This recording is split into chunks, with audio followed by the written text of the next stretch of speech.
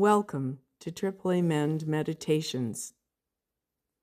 This is a meditation on willpower, as written by Bill Wilson in the Language of the Heart in May 1962.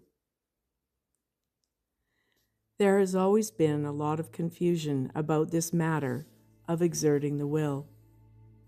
When the 12 steps say, we admitted we were powerless over alcohol, we assert what has always been a fact about that malady, namely, that a frontal attack by the will on the desire to drink almost never works. This hard fact is the premise upon which we must start. The recognition that actual lunacy cannot be subdued by straight willpower. God knows drunks have tried hard enough to do just this and have generally failed. Nobody would expect much result were every kleptomaniac to take the pledge not to steal. Respecting stealing, the kleptomaniac is as compulsively nutty as he can be. Though this compulsive condition is not so generally recognized in the alcoholic, because drinking is socially acceptable, it is nevertheless true that he is just about as crazy. Therefore, our first step is realistic when it declares that we are powerless to deal with the alcohol hex on our own resources or our own will. But even AA's first step asks for willingness. The willingness to admit that our willpower is not going to work head on. But that's only a starter. All of the rest of AA's 12 steps require both willingness and willpower. They certainly deal in religious and moral values. For example, we must acquire the willingness to take a moral inventory. This much accomplished, we then must needs muster the gumption to actually do that. We can become willing to believe in the efficacy of AA's 12-step, carrying the message to others. But if we are aroused from sleep at 12 o'clock at night to make a 12-step call, well, the actual making of that visit may call for a considerable amount of willpower. Another example. It is especially required of the atheist and agnostic that he or she become open-minded on the subject of God. This seems to require a considerable exertion indeed. If then we suggest that he or she address themselves to whatever God there may be in meditation and prayer, he or she usually finds this takes a lot of discipline to do, even as an experiment. The net result of willingness and will, as applied to the life problem in general, does eventuate in a release from the desire to drink, thereby getting around any heavy exertion of willpower on the alcohol problem itself. Precisely why this release comes to most of us is totally unexplained.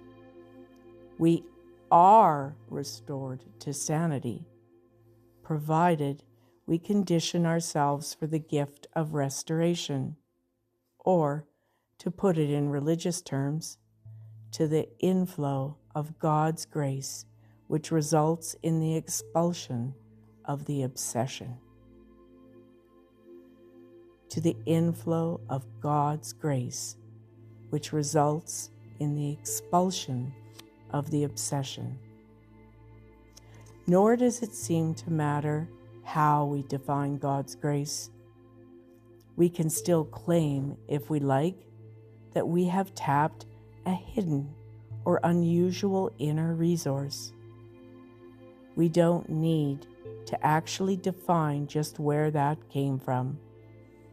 Or we can believe, as most of us finally do, that we have tapped the resources of God as He exists in us and in the cosmos generally. None of us can presume to know exactly how this is. Of course, I do not mean to say that no willpower respecting the alcohol problem is ever to be used. During my first couple of years, I had 2 or 3 severe temptations to drink. But having practiced the AA program pretty faithfully, I was fully able to see the consequences of so doing at the time I was tempted. The usual blinding rationalizations were not present. I had been restored to sanity respecting alcohol. I nevertheless had to make a choice, but under these conditions, it was not hard, and the choice did require a certain modicum of willpower, or of willingness to choose rightly. I think this exercise of the will is appropriate and necessary during the interval in which one is developing a general release from the problem. But a general and complete release is quite possible after considerable practice of AA's program. I know because I have been under enormous emotional strain since AA started. I had a neurotic depression that lasted from 1943 until 1955, one from which I never fully surfaced. About 3 years of this was suicidal, but the release from alcohol had been so thorough that I was never tempted during this long siege to resort to drink. So, this is the substance of the AA party line as I happen to see it. But please be assured, you don't necessarily have to see it the same way. Plenty of people differ with me and yet remain sober. Nevertheless, the experience of most of us seems to back up what I have just said.